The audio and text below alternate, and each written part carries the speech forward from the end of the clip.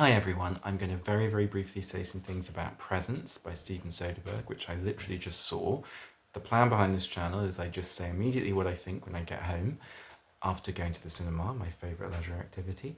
But one reason why I'm quick tonight is that I have got a mouse that keeps coming into this living room, and it comes in around this time, so I've got to complete this review before the mouse appears, otherwise this will not be a film review. It will be footage of me sobbing in visceral terror, in which case I won't upload it, so you won't see it, which in effect means you don't exist, possibly, if you see what I mean. If the mouse appears, you don't exist. Anyway, sorry about that. This is genuinely an effort to talk about Presence by Steven Soderbergh. It's got pretty bad reviews. I looked them up after I saw the film, and I actually really enjoyed this film, but I am a massive sucker for very obvious plots because I can never see a twist coming. I have never, ever seen a twist coming in my life.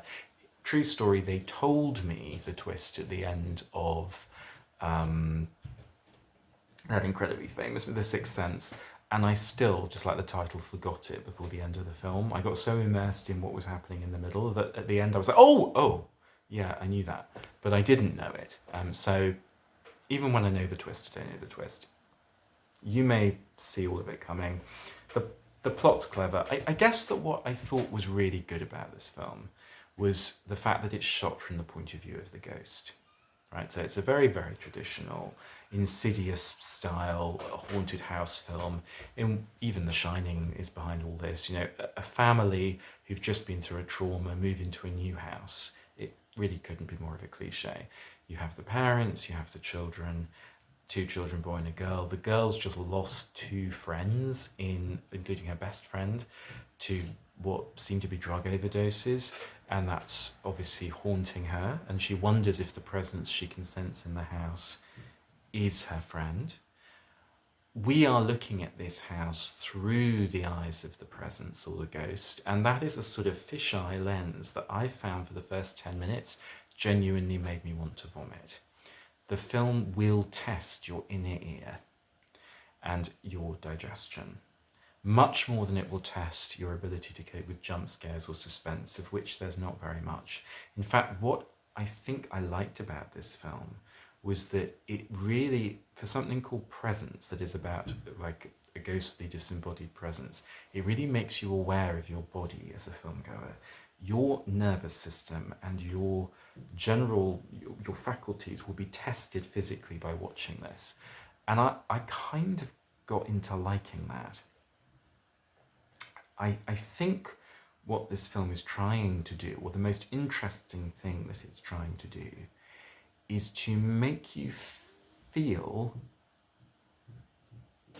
all the trauma that the characters are going through.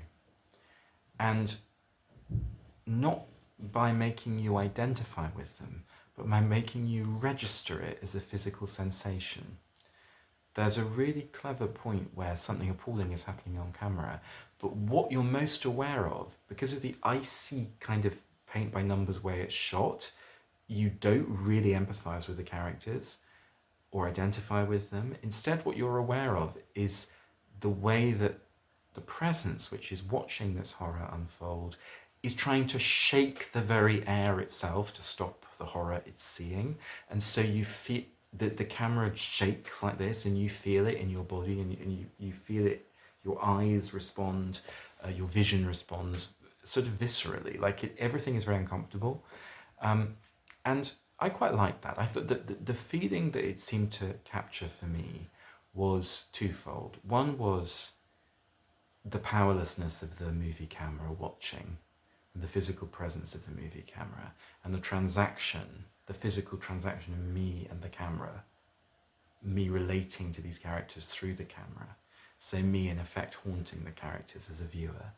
But the other thing that I thought it captured quite well was that feeling, I don't know if you've ever had it, if you go somewhere and you know that you're going to get a big piece of news, maybe you're going to go for a job interview, and by the time you come back, you'll kind of know how it went, or an exam. that feeling of saying goodbye to your house before you leave, or your flat, and thinking, next time I see you, I'll have done it. And then the feeling of maybe you go out and you come home and you have had a traumatic experience. Like the last time I came into this house, this person was alive and now they're dead since the last time I was here. Or when I was here this morning, I didn't know I was going to get this terrible piece of news. Maybe you got dumped. Maybe you went out to meet someone and you came home. And that feeling, which is notorious, but nonetheless an important feeling in life, that the emotion of trauma is in the objects of the house now. That it's got into the surfaces and the textures and it's looking back at you and almost haunting you. That the world changes its textures somewhat because of your feelings. And obviously that's a cliche, it's pathetic fallacy, it's all sorts of things, but this film reanimates it.